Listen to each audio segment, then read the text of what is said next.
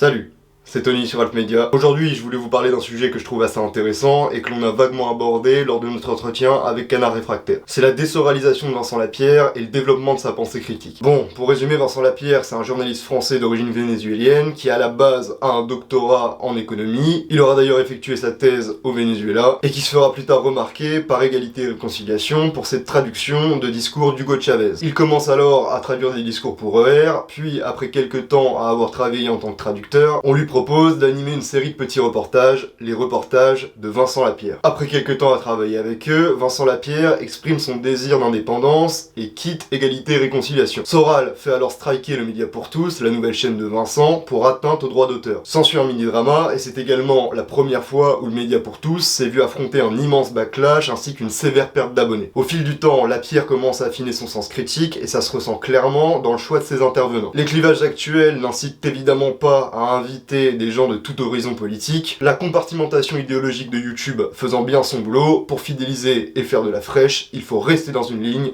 et ne pas en bouger. Sortir de ce calcul mercantile, c'est risquer de voir s'effondrer son gagne-pain, cette ligne éditoriale en est donc d'autant plus louable. Mais ce qui m'intéresse aujourd'hui, c'est la récente vidéo de Lapierre à propos de Salim Laibi. Dans les commentaires, on voit beaucoup de gens dire que cette vidéo n'en vaut pas la peine. Mais personnellement, je pense que cette vidéo est l'une des meilleures vidéos du Média pour tous, et je vais essayer de vous expliquer pourquoi. J'ai personnellement commencé à m'intéresser à la pensée critique lorsque j'avais 17-18 ans. À l'époque, les chaînes qui traitaient de ce genre de sujet étaient assez rares. C'était les balbutiements de chaînes comme La Tronche en billet ou encore Hygiène Mentale, mais si j'appréciais leur contenu, ce n'était pas sans une certaine réserve. Leur problème fondamental étant leur manque d'accessibilité. Si leur objectif était l'initiation à l'esprit critique, la lourdeur intellectuelle de leur contenu ne s'y prêtait absolument pas. Comment prêcher autre chose que des convertis avec ce genre de vidéo? Dans mon projet Hygiène Mentale, quand je dis que j'aimerais être plus rationnel, je parle uniquement de la rationalité épistémique.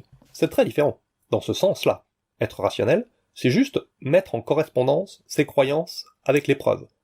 Si je pense qu'il y a des preuves, alors je devrais y croire.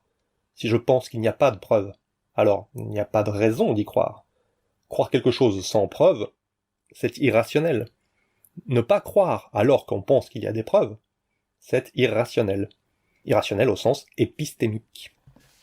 Et dans cette vidéo, aujourd'hui spécifiquement, je vais aborder une autre définition du mot rationnel.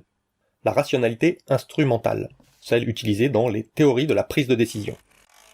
Dans ce sens-là, être un consommateur ou une consommatrice rationnelle, c'est agir de façon à acheter toujours le meilleur rapport qualité-prix. Et plus généralement, agir de façon à remplir ses objectifs. Si on agit à l'encontre de ses propres objectifs, c'est pas très malin déjà, et on pourra dire que c'est irrationnel. Lorsque ces chaînes tentent de débunker la théorie des anciens astronautes, de la Terre plate ou je ne sais quelle autre théorie parfaitement saugrenue, c'est évidemment scientifiquement juste, mais d'un point de vue rhétorique, c'est vraiment très faible. Et ça encore plus lorsque la personne que vous tentez de convaincre pense que la Terre est plate. Personne ne change d'avis parce qu'on lui a fait la démonstration exceptionnelle de ses torts. La métamorphose intellectuelle, c'est quelque chose de lent, quelque chose qui vient en partie des arguments auxquels on a été exposé sur une longue période de temps, et en partie d'une démarche personnelle de remise en question. Et Lapierre en est le parfait exemple. C'est particulièrement frappant lorsqu'il décrit sa conception de la pensée critique lors de la vidéo sur Laibi. Extrait. Et donc la zététique, c'est l'art du doute.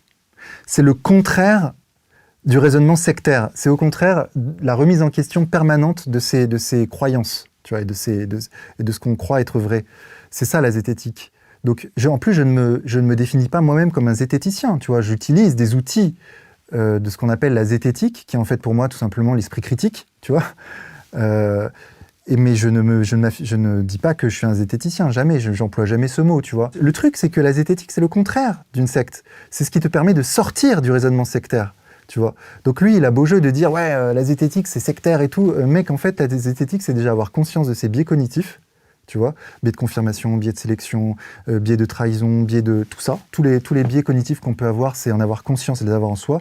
Aussi, un autre biais que je crois que ça s'appelle le biais de... C'est le râteau, mais en fait, c'est le biais de répartition. Par exemple, notre esprit a tendance à voir le hasard de manière beaucoup plus homogène qu'il n'est en réalité.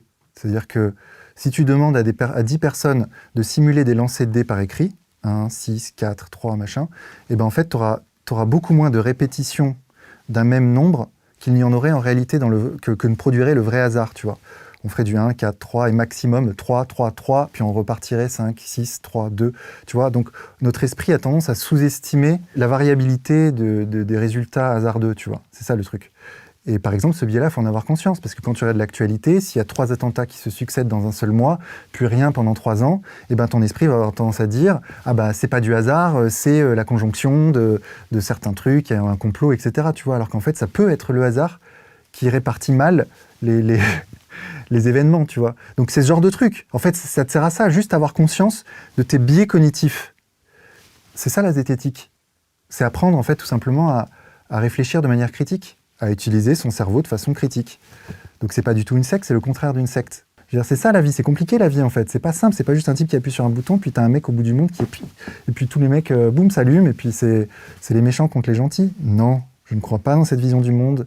Je n'y croirai plus jamais. Une fois que tu es sorti de cette vision-là, tu ne peux plus jamais y rentrer. Ça, c'est aussi un aspect.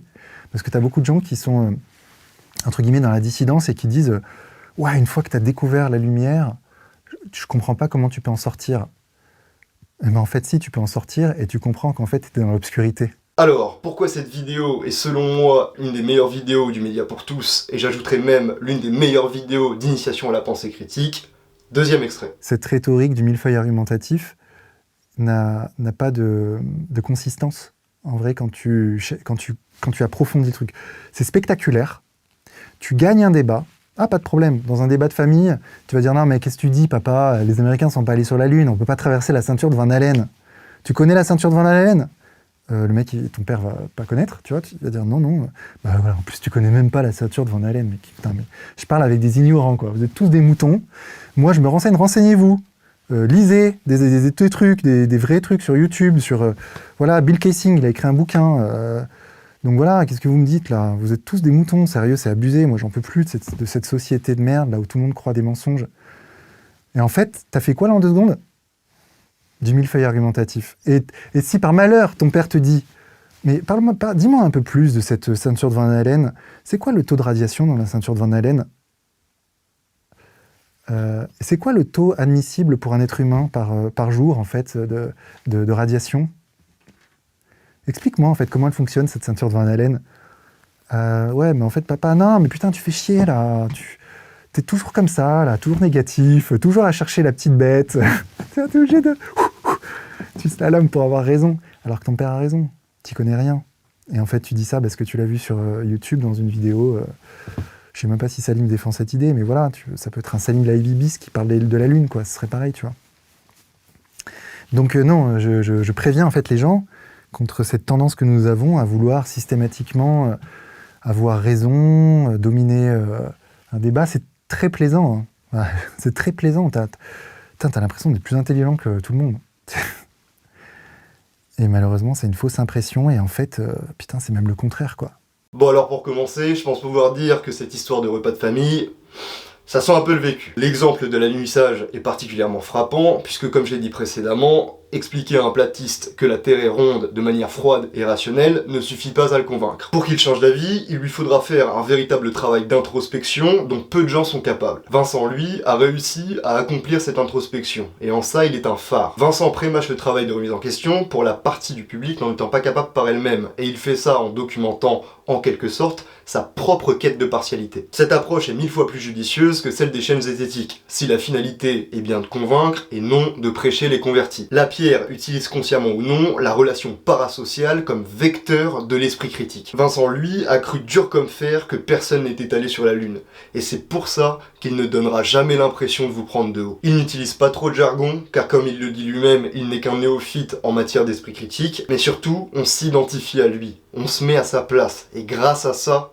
on peut ramener du monde à la raison. Voilà pourquoi l'approche du média pour tous est la meilleure approche zététique. Voilà de quelle façon il faut vulgariser. En tout cas, un ancien conspi qui met toute la sphère zététique en PLS, c'est beau, et ça, c'est ce que j'appelle faire le taf. Comme je l'avais dit, courte vidéo, c'est tout ce que j'avais à dire. Un énorme merci à l'ensemble du média pour tous pour leur travail et l'inspiration qu'ils nous ont apporté. Moi je vous dis à la prochaine, et à bientôt sur Altmedia. If you could see, I never planned to be a man, it just wasn't me. But now I'm searching for commitment and other arms. I wanna shelter